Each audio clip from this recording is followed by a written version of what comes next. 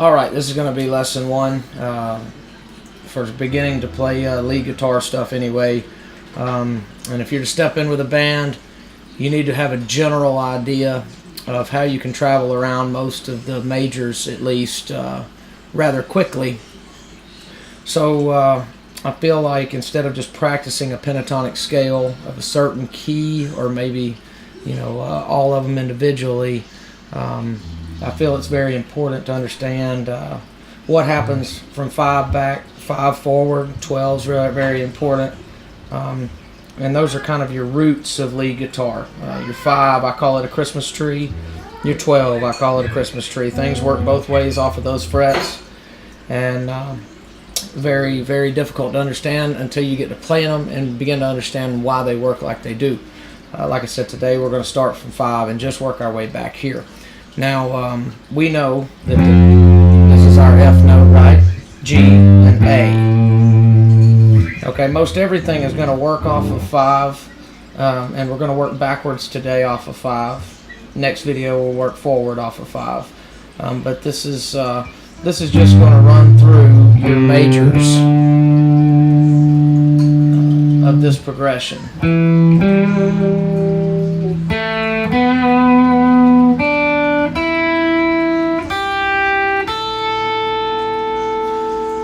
Now, what I like that you do get is you get what I call this 4-way chord setup here, and it happens multiple times through the guitar, where you get a B, C, and an E, F together.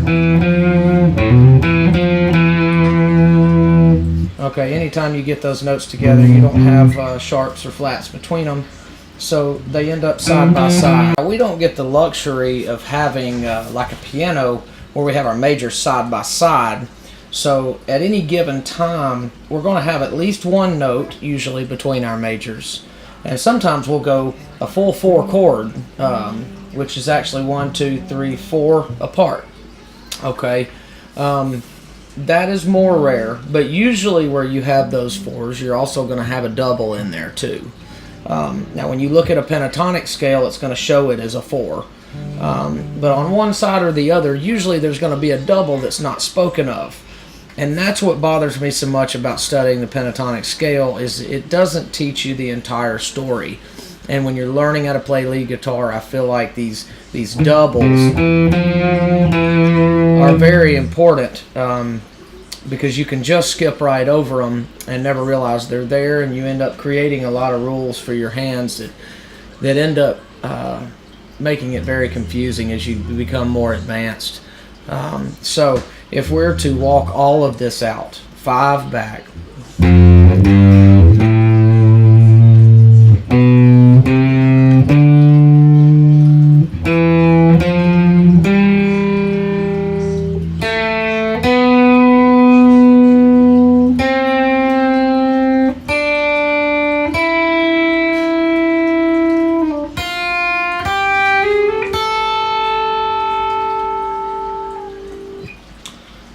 okay, let's try this again.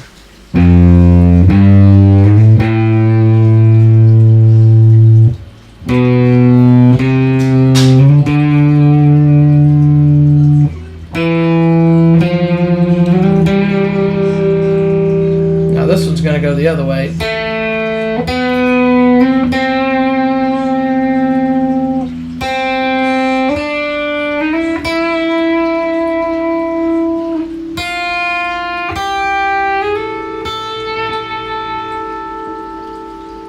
Okay, so from 5 back, that's your majors.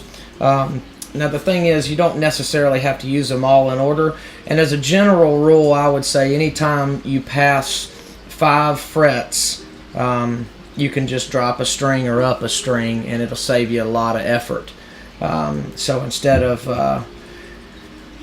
getting too crazy trying to hit this note and hit this note, well, you can just substitute them for each other and keep your hands still a lot more. You see a lot of guys that just really overwork themselves, this is supposed to be easy so you can think on your feet. Helps your creativity flow a lot better, I feel. So as a general rule, we have a normal rhythm going. We can drop into this, and then we can start kind kind of searching, you know, what kind of notes are they going to be in. Now once you find a note, then you want to use that as your kind of your turning point or your hitch, and you want to use that as your home base, and you want to be able to get to that when you need to. When you hear that sound of that note as the band's playing it, should set off a flag in your mind. And if you're more advanced, as you walk down the fretboard, you want to be able to, you know, say we're in a C and we hit that first one, we find the C, and then everywhere else we want to go grab C's, you know, and then we can just,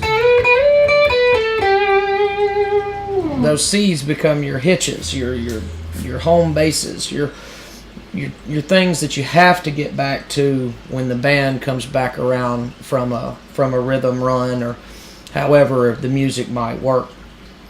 Now, if you're going to play a straight lead idea with a normal rhythm, then by all means you can get as crazy as you want. But this is as basic as I want to get, to try to help some friends of mine learn how to be able to trail a rhythm. You hear older country music, chicken picking. They all have this lead guitar that kind of twangs in between words and notes, and you just got to be able to grab little guys like that. And if you get familiar with all of these majors, boy, you can really, especially with those doubles, that's so crucial, because it gives you just something quick you can grab close, and then you can stop, or, you know, it gives you great notes to start on as you work into a solo. Regardless, these 5 notes back, try to draw it out on paper. Really consider, what's my majors here, and how are they ordered, because it's very important for us to know where our notes actually are when we're searching for those sounds. And if you get it in your mind, and boy, you can really stroll through these things. That's going to be lesson 1, I feel. 5 back, those specific majors, and these doubles included with them.